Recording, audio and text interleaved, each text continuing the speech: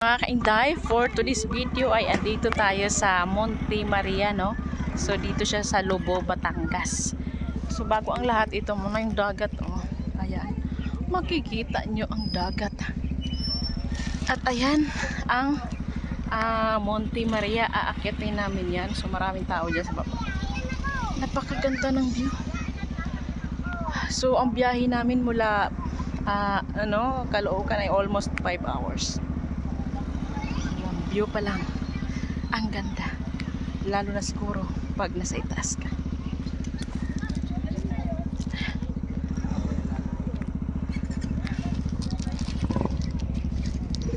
So aakyat na kami.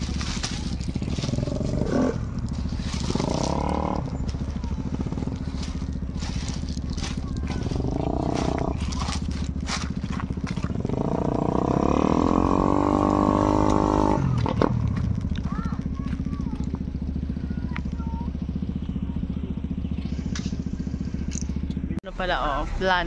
Ang tawag na, plano.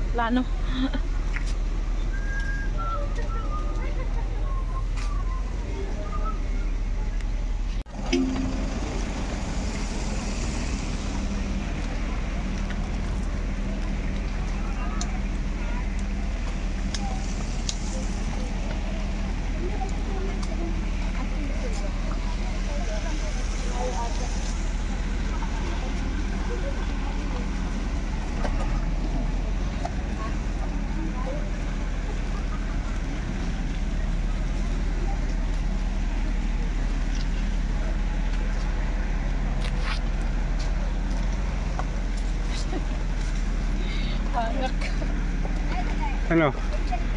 Kaya pa?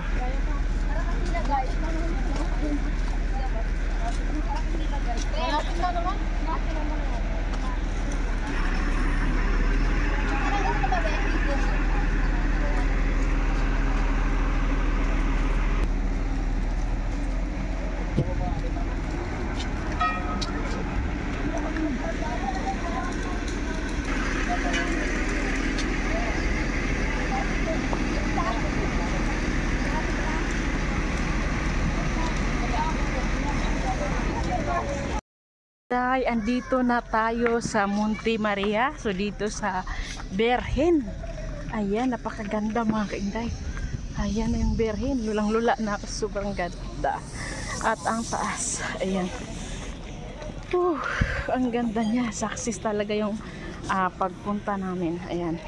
Tapos yung view na makikita mo ay dagat. So ayun, may pwede din mag-picture doon. So ayan yung Berhen. Ayan. Ayan. So dito napakaganda din ang view niya, oh. So ginagawa pa siya mga kainday, kasalukuyan pa siyang ginagawa. Picture, ganda. Dito na napakaganda ng view. Pwede palang pumasok sa loob ng pwede pumasok sa loob ng Berhen. Ayan, napakaganda ng view rito. Ay, parang goma. Parang goma. So, ayan. Hindi nga pwedeng cellphone. Agad. Ay, doon tayo galing, oh. Ayan, nala. So, ayan mga kainday, yung view. Ang ganda. Sobrang ganda. At saka ayun yung Berhen. Ayan. So, pwede palang pumasok dyan sa loob, no? Ayun, oh. So papasok tayo mamaya. So bago ang lahat, mag-picture muna tayo dito.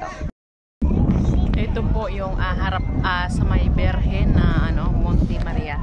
Napakaganda po. Ayan, makikita nyo po yung dagat na pwedeng mag-picture. Ayan, yun po yung view deck. Ayan, ganda.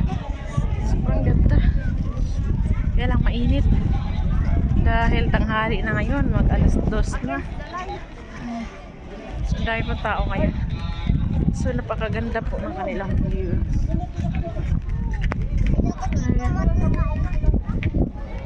Ayan.